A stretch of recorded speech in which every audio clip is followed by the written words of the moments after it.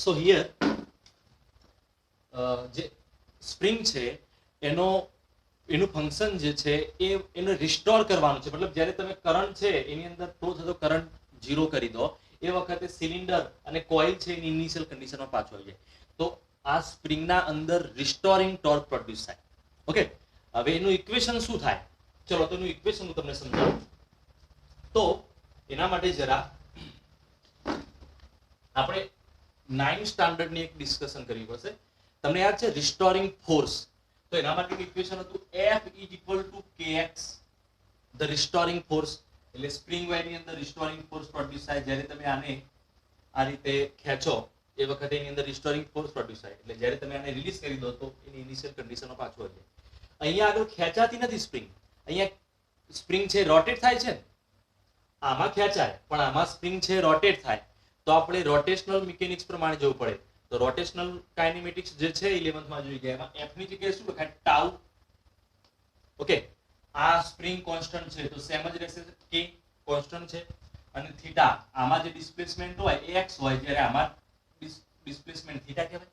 તો આ restoring force અને આ કહેવાય રિસ્ટોરિંગ ટોર્ક. ઓકે, તો આપણું ઇમ્પોર્ટન્ટ ઇક્વેશન છે tau equal to k theta. Okay, આપણા માટે નવું નથી. તમને યાદ હોય તો ગ્રેવિટેશન ચેપ્ટર હતું ને, એમાં કેવેન્ડિશ એક્સપેરિમેન્ટ જે હતો, the experiment of Cavendish was the first person to find the exact value of g, gravitational કોન્સ્ટન્ટની વેલ્યુ ફાઇન્ડ કરી. એના અંદર મેં ડિસ્કશન કરાવી હતી તમને. તો આ છે રિસ્ટોરિંગ ટોર્ક કહેવાય. તો એટલું ટોર્ક છે સ્પ્રિંગમાં પ્રોડ્યુસ થાય. તો tau is equal two k theta. Okay, and here the k simply the spring constant, theta is the rotation. ચલો તો આ ઇક્વેશન 2.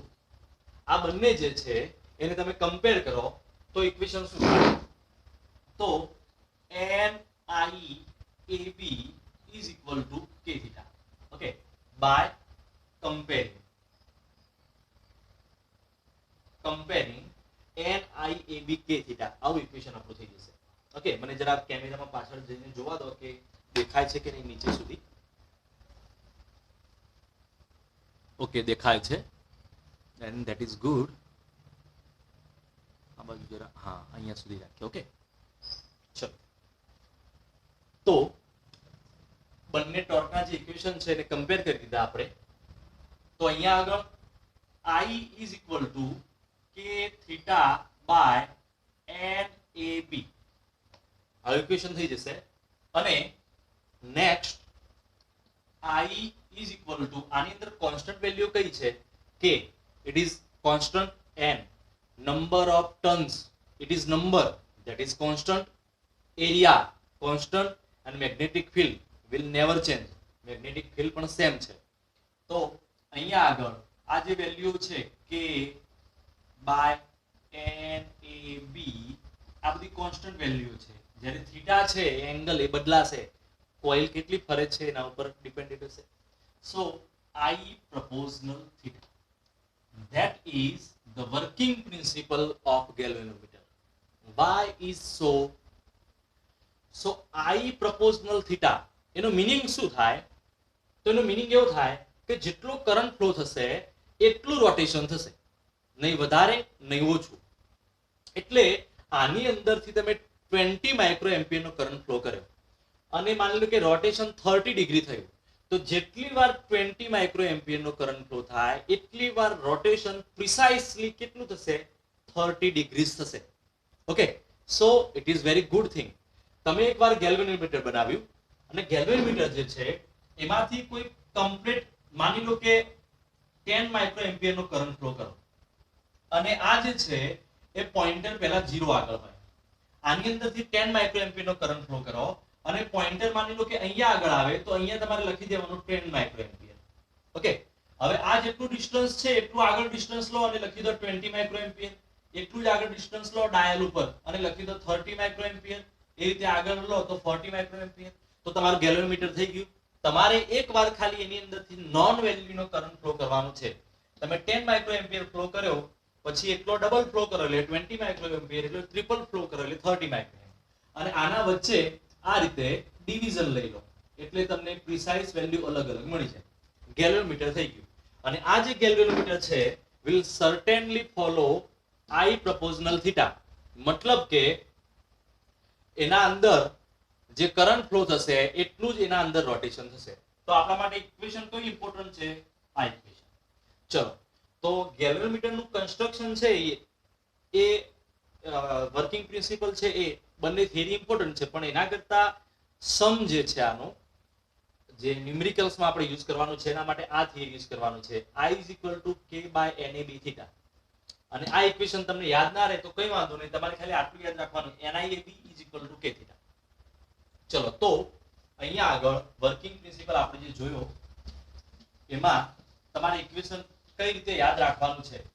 તો વર્કિંગ પ્રિન્સિપલ ઓફ ગેલ્વેનોમીટર એની અંદર તમારે આટલું યાદ રાખવાનું, NIAB રિસ્ટોરિંગ ટોર્ક k θ.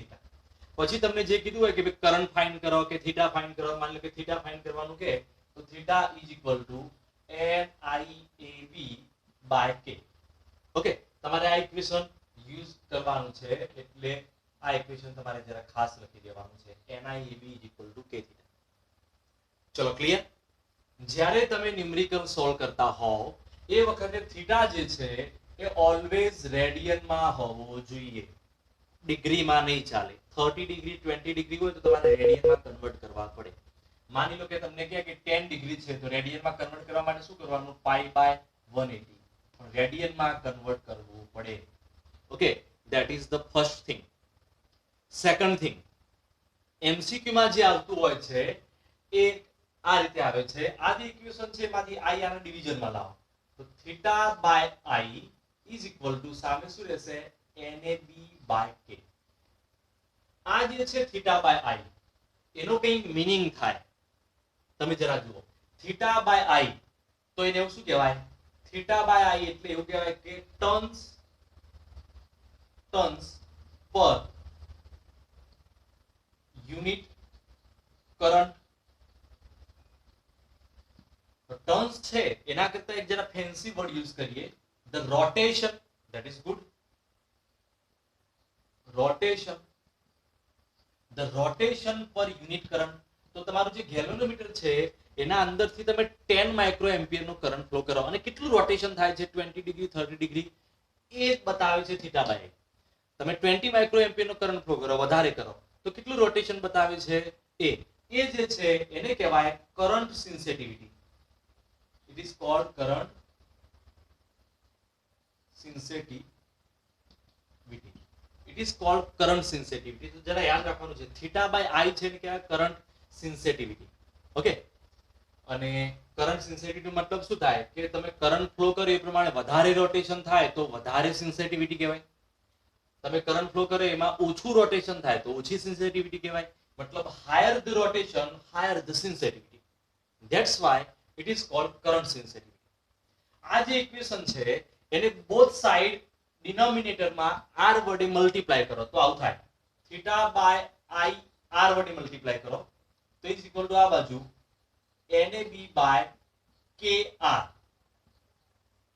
ચલો, r વડે મલ્ટીપ્લાય કરો તો IR according to Ohm's law IR is equal to V. તો આ જે છે ઇક્વેશન આવું બની જશે, θ/v is equal to NAB/kr. આ ઇક્વેશન થઈ જશે.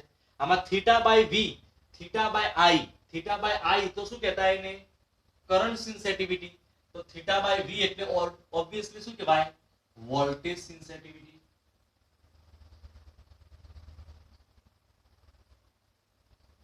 Okay, so this is how galvanometer works.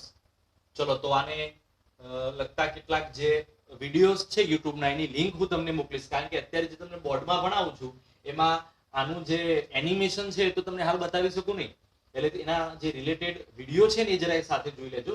સાથે આ થિયરી છે એમાં કેટલું તમારે યાદ રાખવાનું છે તો એ જરા તમને ખાસ કહી દઉં. તો જો થિયરી તમે આખી તૈયાર નહીં કરો તો કોઈ વાંધો નથી. થિયરીમાં તમારે આટલા ઇક્વેશન યાદ રાખવાના છે. પહેલું તો NIAB is equal to k θ. આ યાદ રાખવાનું છે. k θ એમાં k છે એને શું કહેવાય? Spring constant. આ જે છે એને શું કહેવાય? Spring constant. ઓકે એક આ યાદ રાખવાનું છે. બીજી વસ્તુ જે આની અંદર ખાસ યાદ રાખવાની છે અને ખાસ આમ નજર પડે તો જરા જોવાનું છે, થીટા બાય આઈ હમણાં જે સમજાવ્યું એટલે એને શું કહેવાય, NAB બાય K, એને શું કહેવાય, કરંટ સેન્સિટિવિટી, અને theta by V is equal to NAB by KR. આટલા ઇક્વેશન થાય. હવે તમે નીટની કે JEE ની પ્રિપેરેશન કરતા હોય એટલે એ લોકો તમને બહુ ડિસ્ટર્બ ના કરે અને સિમ્પલ ક્વેશ્ચન પૂછી દે કે what is the unit of voltage sensitivity, what is the unit of current sensitivity. તો તમારે આ જરા ઇક્વેશન ખાસ જોવા પડશે. What is the unit of current sensitivity, theta by I મતલબ radian per ampere. What is the unit of voltage sensitivity, radian per volt. Okay, તો જરા આ ઇક્વેશન જોવાના છે. હવે આ થિયરી એકવાર તમે જોઈ લો એટલે આપણે હવે નેક્સ્ટ વિડીયોની અંદર galvanometer, the conversion of galvanometer into ammeter, આમાંથી એમીટર કઈ રીતે બનાવવું, and the conversion of galvanometer into voltmeter, એમાંથી વોલ્ટમીટર કઈ રીતે બનાવવું, એટલી ડિસ્કશન કરીશું એટલે આપણું જે 4th ચેપ્ટર છે એ પૂરું થઈ જશે. ઓકે, સો અહીંયા સુધી આપણે રાખીએ.